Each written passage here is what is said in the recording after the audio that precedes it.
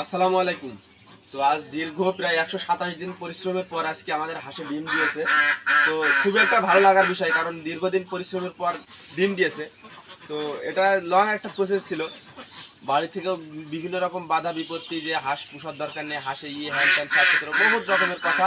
তো সব কিছু উপেক্ষা করে আজকে সেই কাঙ্ক্ষিত দিন যে আমার হাঁসে ডিম দিয়েছে, আজ নিজের কাছে খুব ভালো লাগছে। কারণ দীর্ঘ একটা অ্যামাউন্ট খরচের পরও আজকে মানে একটা খরচের একটা আছে, আবার রিস্ক আছে।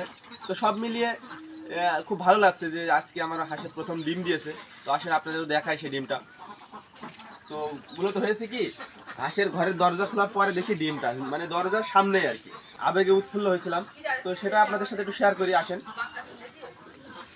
আগে হাঁসটা বের করে দিই।